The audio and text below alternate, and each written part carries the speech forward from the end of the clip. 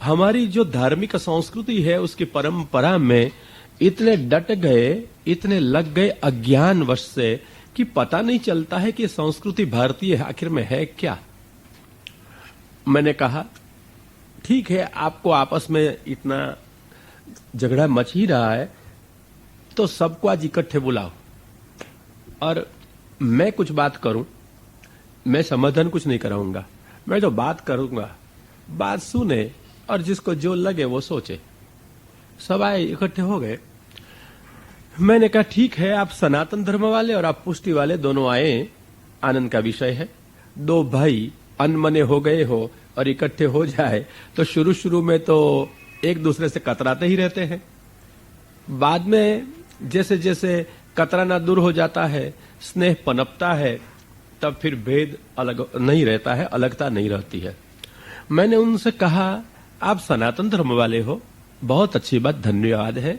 सनातन का अर्थ होता है नित्य, इटर्नल, एवरलास्टिंग। तो ये आपका धर्म सनातन है, क्यों क्यों उसे सनातन कहा गया? एक ही कारण कि वेद पर आधारित यह धर्म है और वेद सनातन है, वेद नित्य है और वेद से जो प्रतिपादन किया गया धर्म है वो भी नित्य है, सनातन है। इसलिए वेदावलंबी धर्म वाले सब सनातन धर्म वाले कहे गए हैं, कहे जाते हैं। तो ये सनातन है।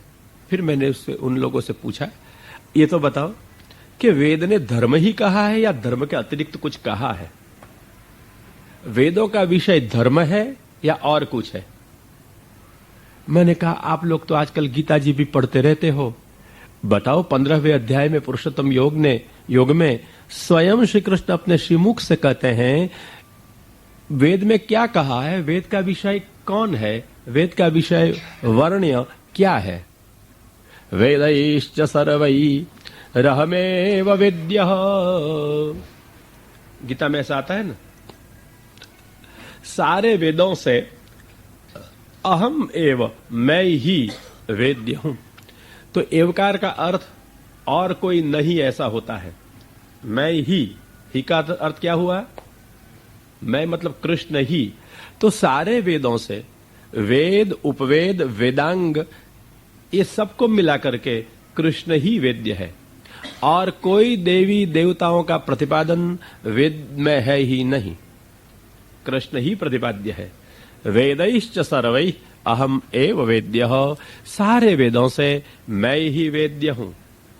तो वेद सनातन है तो वेद प्रतिपाद्य भगवान कृष्ण भी कैसे है? सनातन है। और अगर वेद सनातन है, वेद जिसका वर्णन करते हैं, यह कृष्ण भी अगर सनातन है तो कृष्ण के जो धर्म है वो भी सनातन ही है।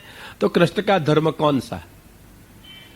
अपना धर्म कौन सा वो तो आपको पता होगा। आपका धर्म कौन सा है जी? आपका धर्म कौन सा है? अच्छा, ये बहन कहते हैं हिंदू धर्म। मैंने भी ये शब्द बहुत सुने हैं, मेरी अक्ल में आज तक बहुत कम आया है हिंदू धर्म क्या चीज है। लोग कहते हैं हिंदू धर्म, मैं कहता हूं ये हिंदू धर्म के कहे गए शास्त्र, उनमें कहीं पर भी हिंदू शब्द का प्रयोग आता है? मैंने तो नहीं देखा आज तक। एक कालिका पुराण में पीछे से कुछ उल्लेख आया, तत्पूर्व वेदों में, गीता में, ब्रह्मसूत्रों में, भागवत में, ये प्रस्थान चतुष्टयी में कहीं पर भी हिंदू शब्द है ही नहीं। और मैं कहूं ये 4 प्रस्थानों में जो धर्म निरूपित किया गया वह कोई एक देश की प्रजा के लिए ऐसा नहीं है, कोई एक समाज के लिए ऐसा भी नहीं है, कोई एक जाति के लिए ऐसा भी नहीं है, कोई एक स्त्री या पुरुषों के लिए, समाज के लिए ऐसा भी नहीं है। ये कोई उद्योग वाले, कोई कला वाले, कोई ज्ञान वालों के लिए, कोई अज्ञानियों के लिए निरूपित हो, ऐसा भी नहीं है। तो हमारा धर्म, आप उल्लेख देखो, दिखाई देगा प्रत्येक जीव के लिए है, जीव मात्र के लिए। वहां जीवों के कल्याण की बात आती है। देखा है आपने कुछ गीता में? या वेद तो शायद न देखे हो, गीता तो देखी है ना। वह हिंदुओं की बात है या जीव की? ममैवांशो जीवलोके जीवभूतः सनातनः। तो यहां प्रत्येक जीव की बात है या हिंदू जीव की ही? हिंदू जीव ही भगवान के अंश है, मुसलमान नहीं, पारसी नहीं, यहूदी नहीं, ख्रिस्ती नहीं। कौन से जीव भगवान के अंश है? तो हर एक जीव जो जगत में अस्तित्व धराता है वो सब भगवान के अंश ही है। तो सारे जीवों को दृष्टिकोण में रखते हुए सारे जीवों के उत्कर्ष, शांति, सुख, आनंद, कल्याण और सफलता की प्राप्ति के लिए विशाल दृष्टिकोण से हमारे वहां शास्त्रों ने निरूपण किया है जीव मात्र के लिए। फिर आप लोग कहते हो हिंदू धर्म आपका है, कहां से आता है? मेरे को आज तक पता नहीं चला है। लोग कहते हैं आर्य लोग भारत में आक्रमण करके ईरान की ओर से आ गए और सिंधु के मैदानों में रह गए और सिंधु शब्द से अपभ्रंश होता हुआ सका ह हो गया सिंधु और इससे हो गया हिंदू और इस हो गया हिंदू। इसलिए सिंध की इस व्यापक संस्कृति अथवा सिंध में पनपी हुई संस्कृति वाले हम हो गए कौन? हिंदू। परंतु ये व्याख्या स्वीकार करने में एक भारी हिचकाट में रख रहा हूं। मुझे लगता है कि आखिर में इस व्याख्या के स्वीकार में हम हिंदू लोग हिंदुस्तान के निवासी नहीं रहे, आक्रामक हो गए। कहां से आए आप? ईरान से आए, आक्रमण करके आए और भारत में रहे। आप लोग आक्रामक हो गए, भारत के मूल निवासी नहीं रहे। इस व्याख्या के स्वीकार में पता चलता है जी।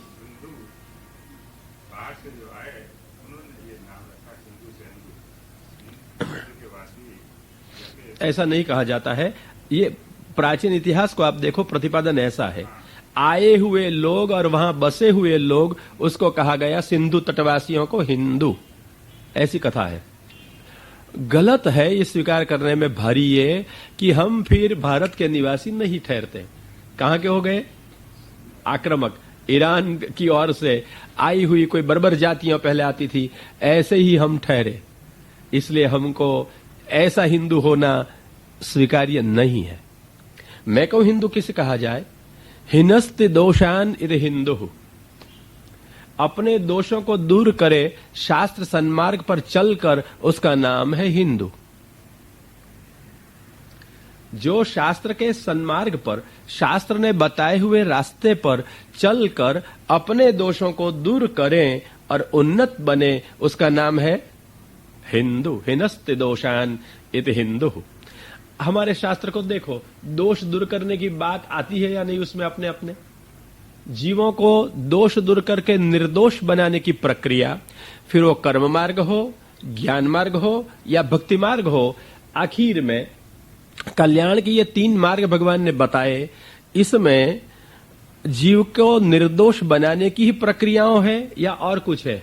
यही प्रक्रियाएं बताई गई है ना। इसलिए हम कहते हैं हिनस्ति दोषान इर हिंदु। जो अपने दोषों को दूर करते हैं ये हिंदू है। और इन लोगों के लिए प्रकट किए गए शास्त्र ये जीव मात्र के लिए है।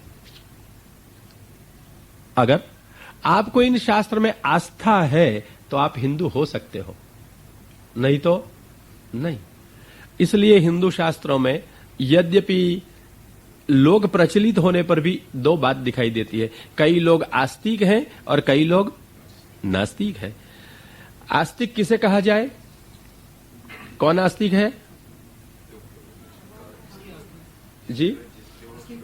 अच्छा, प्रभु में जिसकी आस्था हो उसका नाम आस्तिक, ठीक है। और नास्तिक? नास्तिक किसे कहा जाए? जो प्रभु का स्वीकार न करे उसका नाम नास्तिक। ये व्याख्या भी भारी गलत व्याख्या है। ये प्रचलित यही है, आप जो कह रहे हैं सब लोग यही कहते हैं।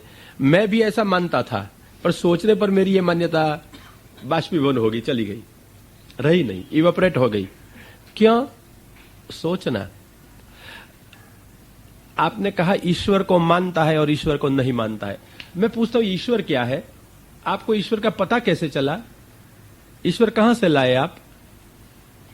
ईश्वर क्या है? कहां से आपको ईश्वर का पता चला? वेद में से। वेद बताते हैं आपके ईश्वर को, वेद बताते हैं आपके ब्रह्म को, वेद बताते हैं आपके परमात्मा को, वेद बताते हैं आपके भगवान को, वेद बताते हैं आपके ईश्वर को। आइए, तो वेद प्रतिपादित जो है वो ईश्वर है। मतलब ईश्वर में श्रद्धा तब होती है जब आपकी आस्था, आपकी श्रद्धा आपके शास्त्र में एवं आपके वेदों में है। अर्थात ईश्वर में श्रद्धा न रखे उसका नाम नास्तिक नहीं, और ईश्वर में श्रद्धा रखे उसका नाम आस्तिक नहीं। परंतु वेद में श्रद्धा रखे वो आस्तिक, और वेद में श्रद्धा न रखे वो, समझ गए बराबर? क्योंकि वेद में श्रद्धा रखेगा तो इसमें प्रतिपाद्य जो ईश्वर है उसमें श्रद्धा अपने आप आएगी ही, और वेद में श्रद्धा नहीं रखेगा तो नास्तिक वाले भी हिंदू भी नहीं जाते जी, नास्तिक वाले भी हिंदू भी नहीं जाते हैं, जो एस्थेटिक है, जो भगवान में नहीं मानते हैं, उनको भी तो अपने नहीं कहते कि आप हिंदू नहीं हो। हाँ, इसलिए मैं क्या कहता हूं, बताता हूं, ठीक बात है आपकी। परंतु यहां मैंने शास्त्र की व्याख्या में आस्तिक नास्तिक की व्याख्या बताई अभी। अब देखें, मेरी व्याख्या इतनी व्यापक है कि ईश्वर में नहीं मानने वाले भी आ जाएंगे, या वेद में नहीं मानने वाले भी शायद आ जाएंगे। आखिर में अपने अपने माने हुए धर्म से, माने हुए कर्तव्यों से ये अपने दोष निवृत्ति का प्रयत्न करते हैं या नहीं?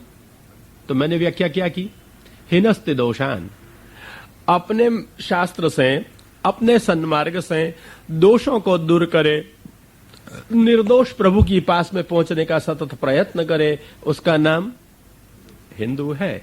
और इनमें भी आस्तिक वे लोग हैं कि जो वेद में श्रद्धा रखते हो, और वेद में अश्रद्धा रखे वो नास्तिक है। अब आइए, सारे वेदों से प्रतिपाद्य कौन है? अभी बताया मैंने, कृष्ण ही, कृष्ण नहीं, कौन? हाँ, कृष्ण ही, मतलब और कोई नहीं। क्योंकि स्वयं श्रीमुख से गीता में कहा, वेदैश्च सर्वै रहमेव वेद्य हो, सारे वेदों से मैं ही वेद्य हूं। होगी बात? अब देखें, वेद से वेद्य भगवान कृष्ण हैं, तो वेद सनातन और कृष्ण भी, इसलिए आपको सनातन स्वीकारना चाहिए। यद्यपि परिस्थिति ऐसी नहीं है वेद सनातन होने से कृष्ण सनातन है। सचमुच परिस्थिति यह है, कृष्ण सनातन होने से वेद सनातन है।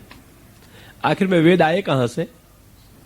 स्वयं वेद में लिखा है, अरे अस्य महतो भूतस्य निःश्वसितम एतद् यद् ऋग्वेदम यजुर्वेदम, ये वाक्य है। जिस महापुरुष के निश्वास में से ये ऋग्वेद यजुर्वेद आदि प्रकट हो गए, व्याख्यानानि अनुव्याख्यानानि, ये सब प्रकट हुए पुराण के साथ। कहां से आए सब? कृष्ण के निश्वास में से ये सारे वेद प्रकट हुए। तो कहिए, वेदों का आधार कौन है? कृष्ण। और कृष्ण ने प्रकट किए हुए वेद कृष्ण का ही प्रतिपादन करते हैं और किसी का नहीं।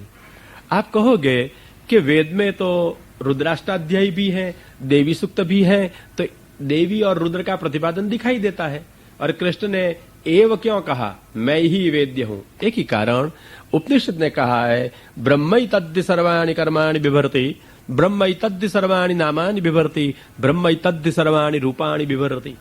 अपनी लीला के लिए ब्रह्म ही सारे रूपों को धारण करते हैं, ब्रह्म ही सारे नाम को धारण करते हैं, और ब्रह्म ही सारे कर्म को भी धारण करते हैं। इन जो भिन्न भिन्न शब्द और रूप से, आकारों से कृष्ण ही खेलते हैं, कृष्ण ही क्रीड़ा करते हैं। इसलिए किसका प्रतिपादन है? कृष्ण का ही, कृष्ण का ही, और किसी का प्रतिपादन नहीं है। तो कृष्ण सनातन है, कृष्ण ने प्रकट किए हैं वेद भी सनातन है, और कृष्ण, अब वेद ने प्रतिपादित किए हुए कृष्ण भी इसलिए हमारे लिए सनातन है। तो कृष्ण सनातन होने से कृष्ण का जो धर्म है वो भी सनातन है। कौन सा धर्म है कृष्ण का? सनातन धर्म ये है। देखो, आपने शक्कर देखी होगी, चीनी चखी है, कैसे लगेगी? मीठी। तो मीठापन, मिठास, ये चीनी एवं शक्कर का धर्म है। हर हालत में साकर कैसी लगेगी? कहां पर भी आप, कैसे पर भी आप अनुभव करो, मीठी लगेगी। हाँ, एक उसमें अपवाद रहेगा, अगर आपको बुखार है और आप खाओगे तो मीठी नहीं लगेगी आपको, पर तो मीठी मिट नहीं जाएगी। आपको मीठी नहीं लगेगी मतलब ऐसा है कि वो मीठी मिट जाएगी, मिठास नहीं जाएगा। ठीक है ना। शक्कर की मिठास नहीं जाएगी, भले आपको मीठी लगे या नहीं लगे। ऐसी तरह से शास्त्र में से आप कृष्ण को जान सको या नहीं जान सको, कृष्ण नहीं मिट सकते हैं। कृष्ण कृष्ण ही है और वही सनातन है। वही कृष्ण का जो धर्म है वो सनातन है। जैसे शक्कर की अपनी मिठास, मीठापन जाता नहीं, ऐसी तरह से कृष्ण का जो धर्म है वो एक ही धर्म है, पुष्टि कृपा। एक कृपा है, पुष्टि है। क्या है पुष्टि? काल कर्म और स्वभाव से दबे हुए, दुखी हो रहे हुए जीव जिस भगवत सामर्थ्य से काल कर्म और स्वभाव से पर हो जाते हैं, ये भगवान का सामर्थ्य, धर्म विशेष, उसका नाम है पुष्टि। समझ गए? ये सामर्थ्य है भगवान का। नहीं तो मैं पूछूं, कर्म के बंधनों से कौन छूट सकता है? किए हुए अपने ही कर्म भोगे बिना रह सकते हैं क्या? जो शुभ कर्म किए हो, अशुभ कर्म किए हो, भोगने ही पड़ते हैं ना। तो कर्म के चक्कर में से कौन छुड़ाएगा? कोई नहीं छुड़ा सकता है। कोई साधन से नहीं छुड़ सकते हैं। साधन भी एक कर्म ही खड़ा कर देता है। साधन नहीं कर्म कराएंगे तो कर्म के बंधनों में से नहीं छूटा जा सकता है। दूसरी बात, काल, काल के चक्र में से छूट सकते हैं? एक जन्म हुआ, एक दिवस हुआ, 2 दिवस हुए, 6 मास हुआ, 1 साल हुई, आप दूसरी साल होने को रोक सकते हो कि मेरे को अब दूसरा वर्ष ना हो? नहीं रोक सकते हो। अच्छा, तो काल को नहीं रोक सकते और कर्म को भी नहीं बदल सकते। ठीक। हां, एक साथ साथ में मैं अपवाद भी बताता चलूं। काल को अगर रोकना हो तो ये रोकने का सामर्थ्य कम से कम जीवों में तो नहीं है। ये सामर्थ्य एक में है, भगवान कृष्ण में। कर्म में परिवर्तन करने का सामर्थ्य भी एक में है, भगवान कृष्ण में, और किसी में नहीं। आइए अब स्वभाव, हम कितने भी समझते हैं हमारा स्वभाव बहुत खराब है, लोगों से हमारा तालमेल नहीं रहता है, आओ स्वभाव में जरा परिवर्तन करें, अच्छे हो जाए। अच्छे हो सकते हो? स्वभाव नहीं बदल सकते हैं किसी का भी, कोई भी। हाँ, स्वभाव नहीं बदल सकते हैं। आइए, स्वभाव भी बदल देंगे कौन? भगवान कृष्ण। और ये काल कर्म और स्वभाव तीनों से छुटकारा देने वाला एक परम तत्व, और छुड़ाने पर भी हमको जो दबा नहीं दे अपने उपकारों के भार के नीचे, यही है भगवान कृष्ण। नहीं तो सामान्य मानव किसी का भी कुछ भी कार्य कर देता है तो क्या अपेक्षा करेगा? वो मेरा कुछ करे। नहीं तो सुनाते रहेगा, मैंने तेरा इतना किया, मैंने तेरा ये किया था, ये तो मेरा स्वभाव है, इसमें मैंने कोई उपकार नहीं किया। ऐसा शायद बोलेगा भी सही, परंतु सुनाए बिना नहीं रहेगा, याद किए बिना तो कम से कम नहीं रहेगा, और समय पर अपेक्षा भी रखेगा कि मैंने उसका कुछ किया तो मेरा भी कुछ करें। उसको करना चाहिए, अपेक्षा नहीं जाती। और भगवान जीवों के लिए जो कुछ भी करे, कभी अपेक्षा नहीं रखते कि ये जीव मेरा कुछ करे। इसलिए तो सारी सृष्टि भगवान ने बनाई, जीव भगवान ने बनाए, पदार्थ मात्र भगवान ने बनाए, और इसमें आस्तिक और नास्तिक भी आ गए। जो शास्त्र में नहीं माने और माने, जो शास्त्रोक्त ईश्वर में माने या नहीं माने, ईश्वर को भजे या नहीं भजे, तो जो ईश्वर को नहीं भजते हैं, नहीं मानते हैं, इन लोगों को क्या ईश्वर सूर्य का प्रकाश नहीं देता है कि देता है? सूर्य को कह दे, अरे सूर्यदेव मेरे को नहीं माने उसके घर में उजाला मत करना, हो गया काम फिर। हे वायुदेव मेरे को नहीं माने उसके घर में बहना मत, हे वरुण देव उसके घर में पानी ले जाना मत, तो फिर क्या हो जाएगा? भगवान ने नास्तिक जीवों के लिए भी अपनी शक्तियों का प्रचार और प्रसार रोका नहीं है। अपनी उपयोगिता हर रूप में हर एक के लिए भगवान ने प्रकट कर दी ही है।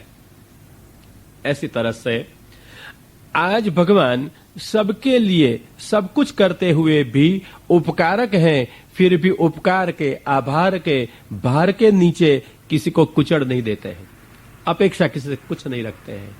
और यही भगवान अगर अपेक्षा न करें, अगर भगवान किसी के ऊपर कृपा न करें तो किसी का अस्तित्व भी संभव नहीं है। श्रीमद् भागवत में द्वितीय स्कंद के 10वें अध्याय में 12वें श्लोक में इसलिए कहा गया, द्रव्यं कर्म च कालश्च स्वभावो जीव एव च यदनुग्रहतः सन्ति न सन्ति यदुपेक्षया। द्रव्य, कर्म, काल और स्वभाव, जीव आदि सब कुछ जो जगत में वर्तमान है, सब पदार्थ जिसकी कृपा से ही अस्तित्व धराते हैं, और भगवान कृपा न करे, अनुग्रह न करे, केवल उपेक्षा ही करे, क्रोध न करना पड़े, केवल उपेक्षा करे, मेरे का क्या हो जाए उसका जो होना हो, ऐसा अगर मन में भगवान भाव भी कर ले, एक दफा इच्छा भी कर ले, न संति, कोई किसी का अस्तित्व संभव नहीं है। इसलिए जहां जहां अस्तित्व है वहां वहां अनुग्रह है।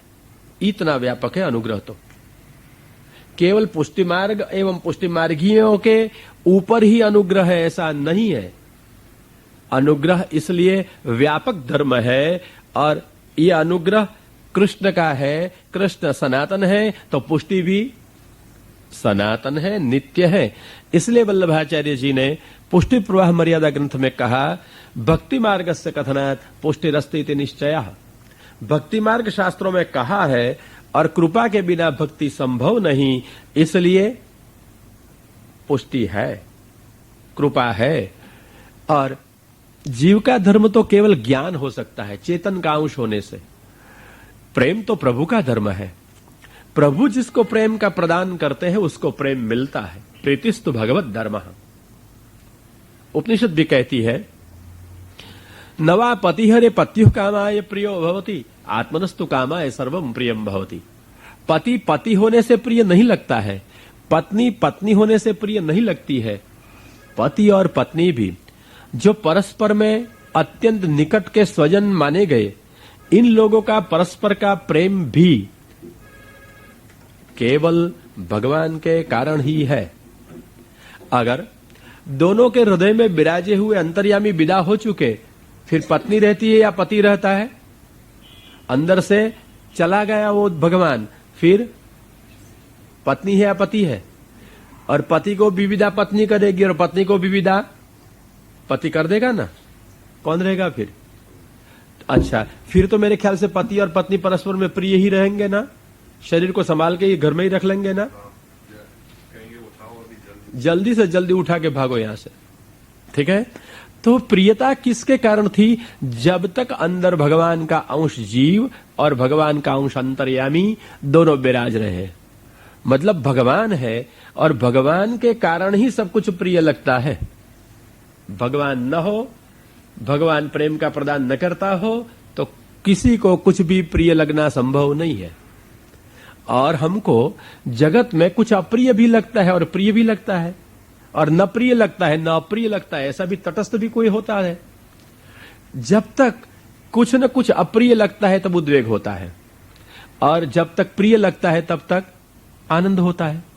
और जगत में हमको कुछ न कुछ अप्रिय तो लगता होगा, उद्वेग तो होता होगा, परंतु हम जी सकते हैं, मर नहीं जाते। क्यों? कहीं न कहीं प्रीति लगी रहती है। जब तक स्वल्प भी प्रीति होती है तब तक हम जीने का प्रयत्न करते रहते हैं, और प्रीति गई तो जीना भी गया। सोचना, किसी को सुसाइड करने का, आत्मघात करने का विचार आता है, कब? साइकोलॉजिकली देखना क्यों आता है। उसको कहीं पर भी प्रीति नहीं है। प्रीति न होने के कारण सुखानुभव नहीं है, और न प्रीति है न सुखानुभव है, तब लगता है इस जगत में जीने जैसा कुछ है नहीं। कब? चाहे या ज्ञान से हो, अब विपरीत अनुभव से हो, कुछ भी हो, परंतु जब प्रीति न लगी, सुख कहीं पर प्रीति के कारण नहीं लगा, तो कौन सा विचार आएगा? मरने जैसा है। ये विचार नहीं आता भगवान को मिलने जैसा है, विचार यही आता है मरने जैसा है। ये संसारियों की स्वाभाविकता है। परंतु ये सारे जगत को जिलाने वाला, जो प्रेम देने वाला परम तत्व है, ये कौन है? भगवान कृष्ण। इसके कारण ही सबका अस्तित्व है। तो जहां जहां अस्तित्व है वहां वहां भगवान का अनुग्रह है, पुष्टि है। समझ गए बराबर? ये पुष्टि का स्वरूप है। जहां जहां अनुग्रह वहां वहां अस्तित्व, अस्तित्व वहां वहां अनुग्रह। अरे ये आपका दरिया है, तो दरिया किसके कारण है? भगवान के अनुग्रह के। दरिया तो समझते हो, समुद्र। ये आपका जो ओशन दिखाई देता है, सी ये दिखाई देता है, ये किसके कारण है? भगवान के अनुग्रह के कारण। आप कहोगे इसमें अनुग्रह क्या है? जो है वो तो भूगोल की रचना है। मैं पूछता हूं, क्या पहले सागर वहां ही था? प्राचीन भूगोल को देखो। हमारे भारत का हिमालय आज जहां है, उत्तर प्रदेश में, भारत में, क्या वे हिमालय वहां ही था? दरिया था वहां तो पहले। प्राचीन भूगोल को देखो। धरतीकंप हो गया, परिवर्तन आ गए और सारी पृथ्वी में उलट पुलट हो गया, प्रदेश बदल गए। तो समुद्र समुद्र नहीं रहा और पर्वत पर्वत नहीं रहा। पर्वत पर्वत है, समुद्र समुद्र है। क्यों? भगवान का अनुग्रह है, इसलिए सब कुछ है। तो जहां जहां कुछ भी है वहां वहां अनुग्रह है। परंतु ये अनुग्रह केवल अस्तित्व में उपयोगी होने से ये प्रवाह सृष्टि है। समझ गए? परंतु सृष्टि में आए हुए लोग दुख को दूर करना चाहते हैं और सुख को प्राप्त करना चाहते हैं। सुख को प्राप्त करने के लिए प्रयत्न करते हैं और दुख को दूर करने के लिए प्रयत्न करते हैं। और इन प्रयत्नों के लिए कोई न कोई साधन खोजते रहते हैं। ऐसे साधन मनुष्य की बुद्धि से पर भगवान ने शास्त्रों में दिखाए हुए धर्म आदि साधन है। कोई कर्म है, कोई ज्ञान है, कोई भक्ति है, ये साधन है। फिर कर्म मार्गीय साधन है, भक्ति मार्गीय साधन है और ज्ञान मार्गीय साधन है। तो ये साधन का अस्तित्व भी किसके कारण है? अब वेद का अस्तित्व किसके कारण है? और वेद में बताए हुए साधन और साधन के बताए हुए फल, इनका अस्तित्व भी किसके कारण है? कृष्ण के कारण। तो आइए, ये जो लोग वेद में बताए हुए अपने अपने अथवा धर्मों में बताए हुए साधन करते हैं और साधन से अपना सुख प्राप्त करने का प्रयत्न करते हैं और दुख को दूर करने का प्रयत्न करते हैं, ये सब मर्यादा है। साधन की मर्यादा में फल मिलेगा। जैसा साधन ऐसा फल, जैसा मार्ग ऐसा प्राप्त होना होता है। इसलिए साधन की सीमा में फल मिले, साधन की सीमा में सुख मिले, साधन की सीमा में दुख दूर हो, ये सीमा का नाम है मर्यादा, लिमिट। लिमिटेड मिलता है इसमें। और इसलिए शास्त्र में बताए हुए साधन भी कृपा अनुग्रह से मिलते हैं। शास्त्र में कहे हुए साधन भी अनुग्रह से फलित होते हैं और शास्त्र में कहे हुए फल भी अनुग्रह से ही मिलते हैं। तो मर्यादा मार्ग में भी आखिर में काम कौन करता है? कृष्ण का अनुग्रह ही, पुष्टि। तो अस्तित्व में भी अनुग्रह और साधनों में भी अनुग्रह। तो प्रवाह में भी अनुग्रह एवं पुष्टि और मर्यादा में भी अनुग्रह एवं पुष्टि ही काम करती है।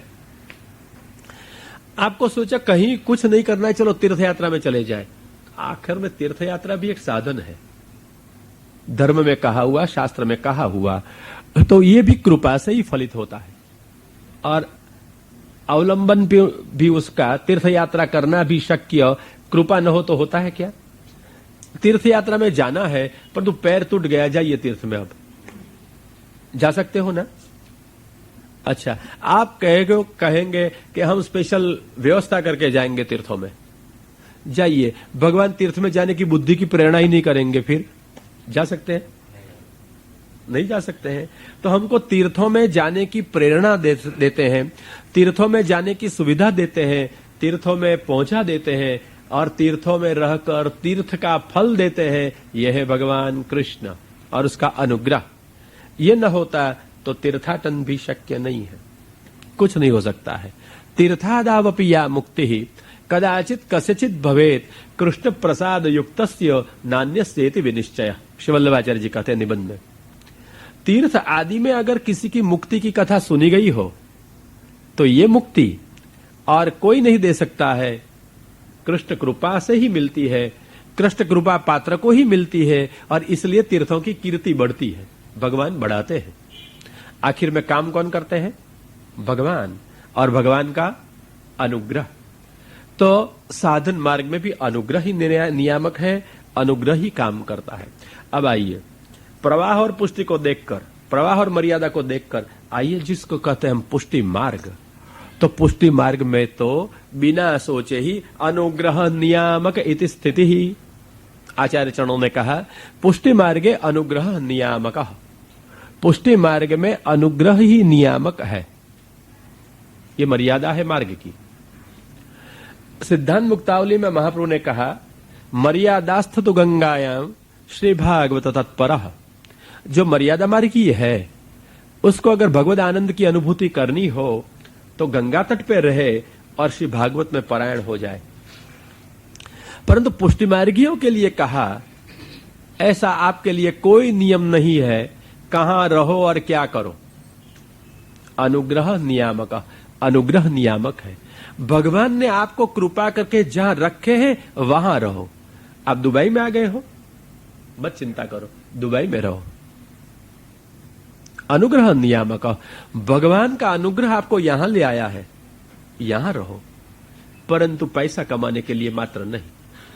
हां, पैसा जरूर कमाओ, किसके लिए? सचमुच? उसके हुक्म से होता है। अच्छा, वो कहता उसके हुक्म से सब कुछ होता है। होता तो यही है, उसके हुक्म से होता है, पर हम हुक्म से करते हैं। होता तो हुक्म से है, हम हुक्म को देखते हैं कि जो चाहते हैं वो करने का प्रयत्न करते हैं। हम भगवान को पूछकर कुछ करते हैं या हमारी जरूरत को देखकर करते हैं? समझना, हाँ, सोचना। आपने जो कहा 100% सत्य है कि भगवान के हुक्म से, इच्छा से ही सब कुछ होता है, परंतु हम लोग उसके हुक्म को, इच्छा को जब पराधीन हो जाते हैं, कुछ अपना उपजता नहीं कहीं पर कुछ, तब सोचते हैं कि वो करे वो हो जाए, नहीं तो तब तक तो मैं करता हूं वही होता है। मैंने ये किया, मैं ये करूंगा, ये हूं करूं। एज अज्ञानता शकटनो भारजेम श्वान ताणे। कुत्ता जैसे शकट के नीचे आ गया, बैल यद्यपि शकट को चलाता है परंतु लगता है कुत्ता को मैं ही चला रहा हूं। ऐसी हमारी दुर्दशा हो जाती है। मैं करता हूं, मैंने किया, मैं करूंगा, इसमें हम मस्त रहते हैं, भूल जाते हैं स्वयं भगवान सब कुछ कर रहे हैं। तो यहां करते हैं सब कुछ भगवान, मानते हैं हम करते हैं, परंतु पुष्टि का स्वरूप तो यह है कि जहां भगवान आपको केवल अस्तित्व से ही संतुष्ट नहीं कर देते हैं, या आपको अस्तित्व में लाकर ही भगवान संतुष्ट नहीं हो गए, आपको शास्त्रीय सीमा में आते हुए फल, मोक्षावधि, इस लोक में सुख और परलोक में मोक्ष प्राप्त करा करके भी भगवान को संतोष नहीं हुआ। आपको हुआ नहीं, आप जानो, भगवान को संतोष नहीं हुआ। इसलिए लौकिक सुखों से पर, मोक्ष से भी पर भगवान ने स्वयं अपने आप को, अपन को प्राप्त करा दिया। यही हो गई पुष्टि।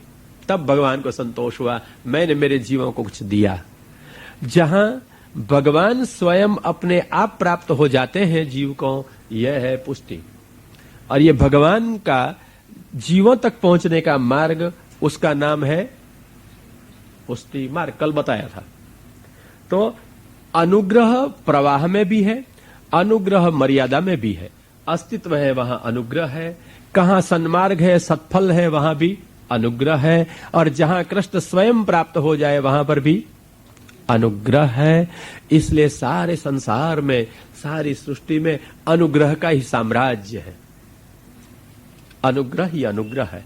आप मानो, आप न मानो, आप समझ सको, आप न समझ सको, आप स्वीकार करो, आप न स्वीकार करो, शास्त्र के प्रमाणों से यही प्रतिपादित होता है कि जीव मात्र के ऊपर, पदार्थ मात्र के अस्तित्व में और स्वयं भगवान की आनंद की अनुभूति में नियामक कौन है? अनुग्रह नियामक। अनुग्रह पुष्टि मार्गियों के लिए। कहां रहना चिंता का विषय नहीं है, कहां पर भी आप रहो। दुबई में रहते हो, दुबई में रहो, इंग्लैंड अमेरिका में रहना हो, सिंगापुर में रहना हो, भारत में रहना हो गया हो, रहो जहां भगवान रखे वहां। आप नहीं रह सकते हो, आप नहीं जा सकते हो, भगवान ले जाते हैं और भगवान रखते हैं। हम तो संकल्प कहीं और करते रहते हैं, भगवान नहीं चाहते हैं तो हमारा संकल्प स्वीकार होता है क्या? मेरे को हुआ मेरे को अमेरिका जाना है, भगवान नहीं चाहते हैं तो नहीं होता है। ठीक है, मेरे को हुआ कि मेरे को यहां दुबई आना है, मैं आ सकता हूं मेरी इच्छा से? अच्छा, तो आप बुला सकते हो, कौन लाता है? वो ही भगवान चाहते हैं तो लाते हैं, बाकी हर हालत में शक्य नहीं। अगर आपको नहीं भी आना हो और भगवान ने चाहा मुझे ले जाना है तो लक्ष्मी बहन को पूछो, आना था? वो मेरे को कहती थी 10 दिवस हो गए मैं दुबई से वापस आई हूं, कैसे आऊंगी? भगवान ने चाहा था, शरीर नहीं काम करता था। कौन ले आए भाई आपको? MI लो, ठाकुर जी ले आए। टिकट का भाड़ा भले उसने खर्चा होगा वो भगवान पैसा नहीं देने को आएगा कि लो लक्ष्मी भाई मैं चेक भेजता हूं, आप इससे जाना। हाँ, आपको पैसा की व्यवस्था भी वो कर देगा, शरीर की व्यवस्था भी वो करेगा, और इससे सबसे बड़ी बात मन की व्यवस्था भी वही करेगा। नहीं तो तन के होने पर भी और धन के होने पर भी मन न हो तो कुछ नहीं होता है। ये सब सुव्यवस्था कौन कर देता है? यही भगवान कर देते हैं। ठीक है, देखो कैसी व्यवस्था होती है। थोड़ा झंझट भी करती है। झंझट नहीं करे ना तो उसमें आनंद क्या आएगा? झंझट में तो आनंद है भाई। आप बहन लोग रोज रसोई पकाते तो खिचड़ी करने में क्या तकलीफ होती है? हौच पौच करने में कोई तकलीफ नहीं है, जरूरत हो जाएगा। परंतु दूध पाक पूरी करने हो तो, फरसान बनाने हो तो बनाते हो आप लोग, तो जैसे खिचड़ी हो जाती है ऐसे होता है ना, वो सब झंझट बहुत करनी पड़ती है। परंतु झंझट करते हो तभी आनंद आता है या नहीं आता है?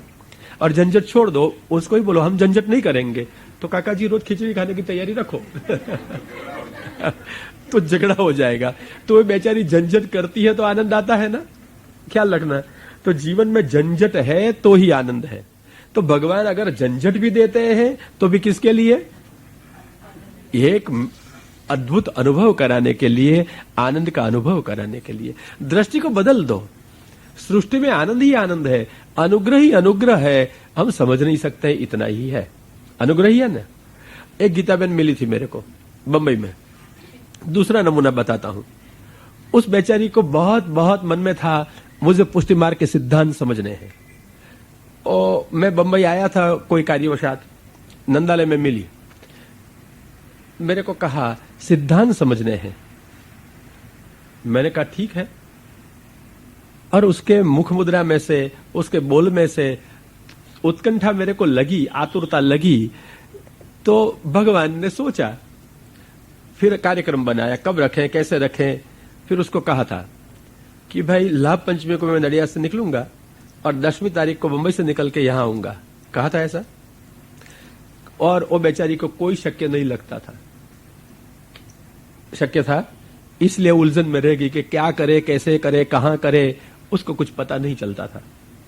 ठीक है, मैं भी उलझन में था, टिकट लाके रखी थी, आना शक्य नहीं था क्योंकि वो लोग कहते ही नहीं थे कि वीसा मिला है कैसे आने का। बुलाने वाले चाहते हैं, आने वाला भी शायद चाहता है, परंतु बीच वाला अड़ंगा लगा दिया तो क्या करे, कैसे आए। और चाहा भगवान ने स्वयं तो क्या हो गया, मैं तो टिकट भी वापस लौटाने वाला था नडियाद से बंबई की। दूसरे ही दिन लाभ पंचमी के सुबह में ही इतने रात को फोन आया कि वीसा मिल गया है, आप आइए। किसने दिलाया? कुछ किया था आपने? तो उसने क्या किया? एप्लीकेशन। अच्छा, वो सबकी बुद्धि को प्रेरणा करने वाला आखिर में कौन है? वही है।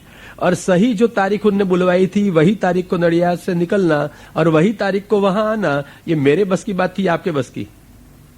किसके बस की बात थी? एकमात्र भगवान की। किसने ये बनाया सारा कार्यक्रम? और इससे भी दूसरी बात उलझन में बेचारी को आ गई, मंदिर में या यहां तहां या यहां। मैंने कहा आप रखो वहां, मेरे को तो कथा करनी है। ठीक है, उलझन पे उलझन, उलझन पे फिर भी उलझन के बीच में भी कथा तो चलती है। बोलो, उलझनों के बीच में भी आनंद है या नहीं? उलझनों के बीच में भी आनंद है। यही है भगवान की अद्भुत लीला। मैं कहता हूं, स्वयं जब भगवान प्रकट अवतार लेकर हुए थे, तब भी भगवान के निजजनों को भी उलझन पर उलझन आती थी या नहीं? लो, आज नंद के महोत्सव हो गया और लाला प्रकट हो गया। कल प्रगट कराया था ना कल। आज आगे चले। नंद के आनंद भयो, नंद के आनंद भयो। अरे इतना ही आनंद है आपको क्या? हृदय से उमड़ता है वो तो। नंद के आनंद भयो। और देखो लाला की अद्भुतता देखो और उसके उत्सव की अद्भुतता देखो। न कोई कथा का प्रसंग है, न मैंने पूर्व कथाओं का कोई वर्णन किया है, और सीधा ही नंद महोत्सव से मैंने आरंभ कर दिया। आपको आनंद आया ही नहीं आया? यही है भगवान का स्वभाव और प्रभाव, यही है अनुग्रह। नंद के आनंद भयो, नंद के आनंद भयो, नंद के आनंद भयो। 5 दिवस तो अच्छे बीत गए ऐसे नंद के महोत्सव करवे में, और छठा दिवस हुआ और एक बाई आ गई। ऐसी लगती है मानो साक्षात लक्ष्मी जी वैकुंठ से आई। ऐसा रूप है, ऐसा गर्व है, ऐसा प्रभाव है, ऐसी दिव्यता है, और ऐसे चिन्ह भी। हाथ में कमल घुमा रही है। मान गए ग्वालियर हमारा लाला। आहा, क्या बात है। इसके दर्शनों के लिए बड़े बड़े देव और देवियां आते ही रहते हैं। और आखिर में कौन आई? सबसे बड़ी वैकुंठ की देवता, क्या नाम उसका? भगवती लक्ष्मी जी। हाँ, मत मानना लक्ष्मी जी को क्षुल्लक वस्तु है। सुबोधिनी में श्री महाप्रभु जी कहते हैं लक्ष्मी जी परम भगवदीय है। ब्रह्मादि देवता भी लक्ष्मी जी के कृपा कटाक्ष की कामना करते हैं। ब्रह्मादयो बहुतिथम यदपांग मोक्षो कामस्तपः समचरन। लो, तब करते हैं ब्रह्मादि। क्यों? लक्ष्मी जी की कृपा का एक कटाक्ष मिल जाए। क्या है लक्ष्मी के कृपा के कटाक्ष में? ऐसा पैसा मिल जाता है। सब लोग समझते हैं लक्ष्मी की कृपा हो गई, लक्ष्मी का कटाक्ष हो गया, हम करोड़पति हो गए। रोडपति थे, उसमें से क्या हो गए? करोड़पति हो गए। और लक्ष्मी का कृपा कटाक्ष नहीं रहा तो करोड़पति में से फिर रोडपति हो गए। समझ गए ना? रोडपति तो नहीं समझी? Beggars, loitering here and there, begging. तो ये दशा में आ जाते हैं। तो लक्ष्मी की कृपा कटाक्ष, इसमें क्या है? लोग सचमुच नहीं समझते हैं। लोग मानते हैं पैसा मिल गया, कृपा कटाक्ष हो गया। ऐसा नहीं, ऐसा नहीं। लक्ष्मी जी के कृपा कटाक्ष में 5 पदार्थ है, श्री आचार्य जी सुबोधिनी में कहे। इसलिए ब्रह्मादयः, दीर्घ काल तक ब्रह्मादि देव तपस्या करते हैं हमको एक कृपा का कटाक्ष मिल जाए। 5 पदार्थ की प्राप्ति हो जाती है। यह है लक्ष्मी जी की महत्ता। रास में भी भगवान ने गोपांगनाओं के अंदर लक्ष्मी जी को पधराई है। रेमे रमेशो व्रज सुंदरीभिर यथार्भकस्व प्रतिबिंब विभ्रमः। रमेश कहा गया है। रमा का स्वामी, रमा का ईश्वर रमेश है, और रमा है लक्ष्मी। कम महत्व नहीं है लक्ष्मी जी का। यही लक्ष्मी जी भगवान की सेवा करती ब्रज में नित्य विराजमान है। व्रज छोड़ के कहीं जाती नहीं। वैकुंठ छोड़ के अवतार लेकर कभी कदाच आती होगी, परंतु व्रज छोड़ के कहीं पर जाती नहीं है। व्रज में विराजती है, क्योंकि उसका स्वामी व्रज में नित्य रहता है। इसलिए व्रज को छोड़कर नहीं जाती है। जयति तेधिकम, ये तुम्हारा गोपी गीत कह रहा है। आता है ना? पहला श्लोक बोलो, बोलो।